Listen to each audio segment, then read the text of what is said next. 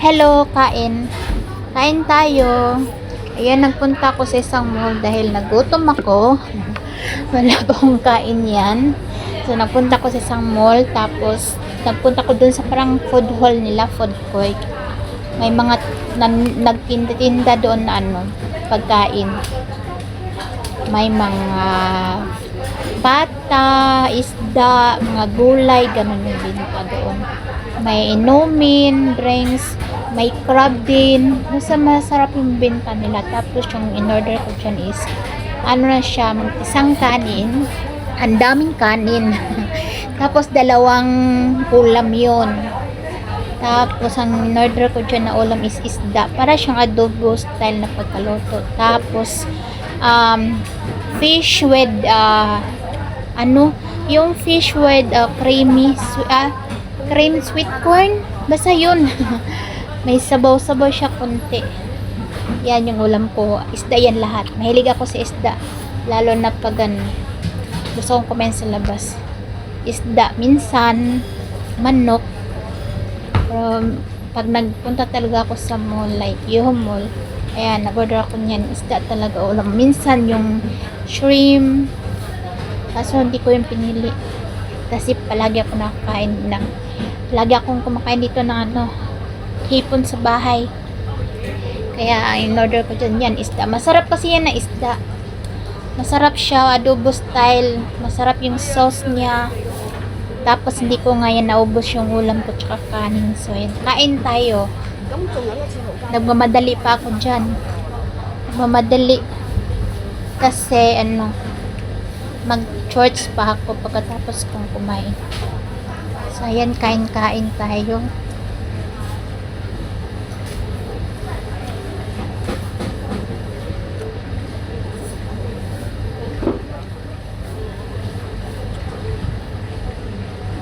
Ang subo. Ang laki ng subo. Ang laki ng subo.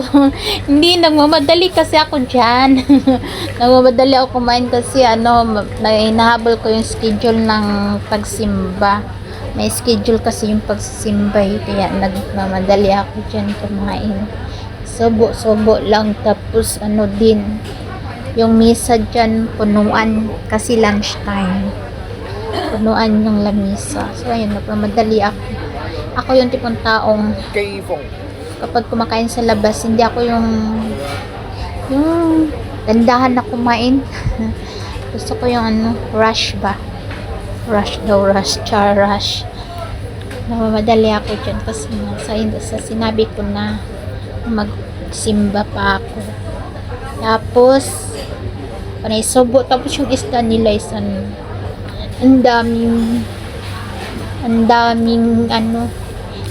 binigay. Hindi ko naubos. Tapos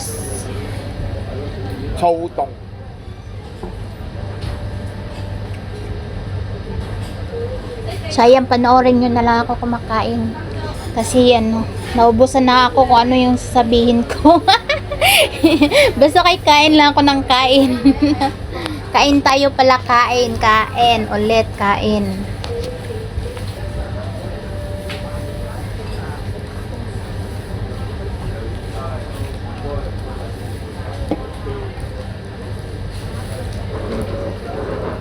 Nahulog yung tissue. Tapos mahilig ako sa yung sanay ako na mag-isa. Pag nasa labas ako, gusto ko mag-isa lang para wala akong intindihin na ibang tao. Gusto ko yung purpose ko na lakad, mapuntahan ko, makapag-vlog. Nasanay na ako na mag-isa, na walang kasama.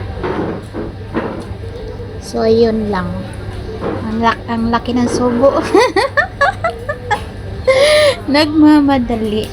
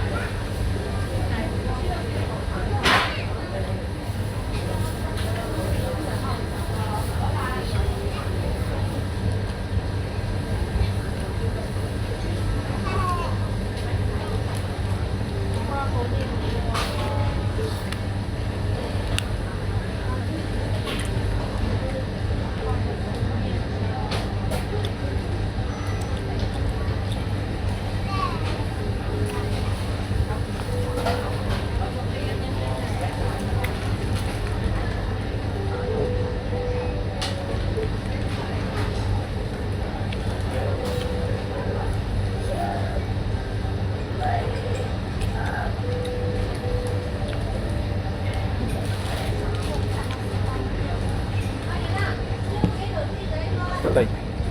Tay.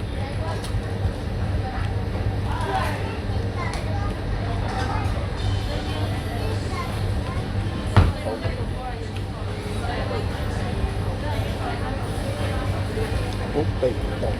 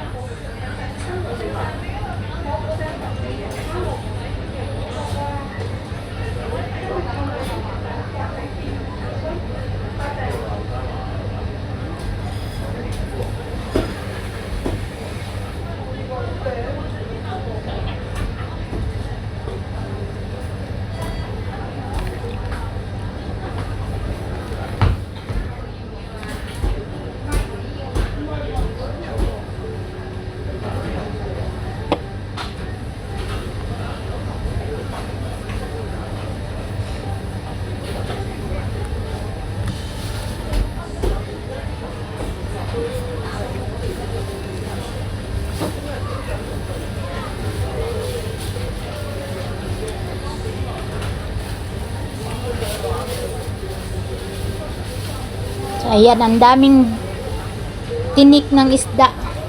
Kita nyo, ang daming tinik ng isda. Tsaka ano, habang kumakain ako, nag-chat yung aking anak. Nakalimutan ko pa lang ibigay yung allowance niya. Nakalimutan kong isend.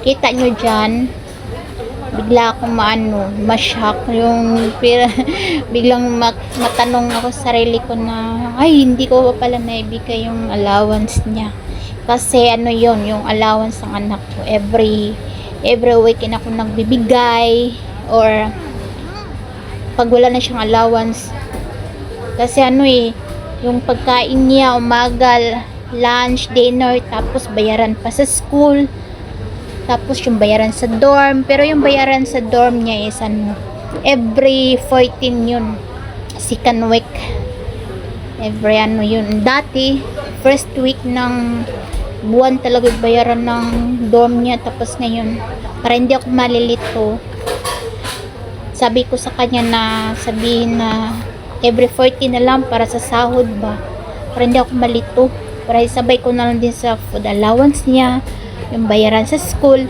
Hindi madali talaga pag may college ka.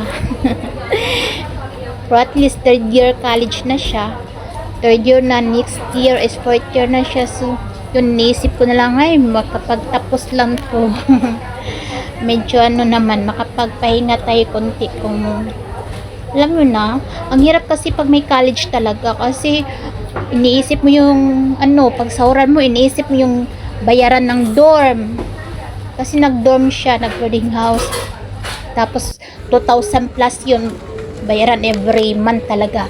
Bayaran ng dorm, yung pagkain niya, tapos yung syempre yung snack, tapos yung mga bilihin ng mga project, lalo na may electronic siya na subject. So yun, medyo mahal yung ano bilihin niya, lalo na mag project sila ng mga electronics. So yun ang daldal ko, malapit na yan. Malapit na yan matapos. So ayun na, thank you ulit sa inyo, thanks sa support. So, hindi pa yan tapos. Hindi mo na ako mag voice over. Tingnan nyo na lang.